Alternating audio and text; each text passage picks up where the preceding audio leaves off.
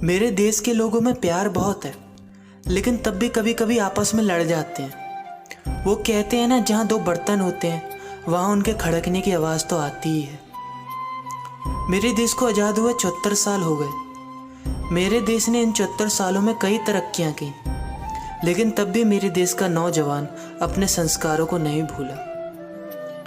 आज भी मेरे देश में हमें सांस देने वाले पेड़ पौधों को पूजा जाता है, हमें दूध देने वाली गऊ माता को पूजा जाता है, हमें जीवन देने वाले जल को पूजा जाता है।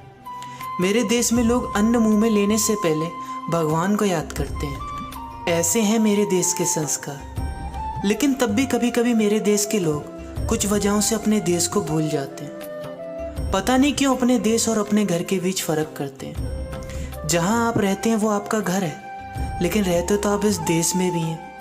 तो फिर क्या अंतर हुआ आपके घर और आपके देश में? कभी इस बड़े घर को भी साफ कर लिया कीजिए। लेकिन जो भी हो, ज़रूरत पड़ने पर मेरे देश के लोग अपनी जान देना भी जानते हैं। हमारी इस वीरता और संस्कारों को देखकर कई लोग मेरे देश को पुरानी सोच वाला देश कहते हैं। हमें दिखावेबाजी का शौक नहीं, लेकिन तब भी एक बात कहूँगा आपसे। सूर्य से पृथ्वी के बीच की दूरी का पता आप लोग अब लगा पाए, लेकिन हमारी हनुमान चालीसा में उस दूरी को आज से कई वर्ष पहले ही लिख दिया गया था। पुराने हो या नए, लेकिन मुझे गर्व है अपने देश के संस्कारों पर, क्योंकि इन्हीं संस्कारों के बदौलत ही हमें इज्जत करना और मान मर्यादा से रहना आता है।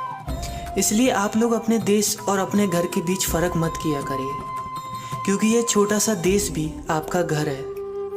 एक छोटा सा पत्र मेरे देश के शहीद वीरों के लिए। आप लोग जहाँ भी हो, आप हमेशा खुश रहें। आपने जो भी त्याग इस देश के लिए दिए, उसके लिए हम आपके आभारी हैं और हमेशा रहेंगे।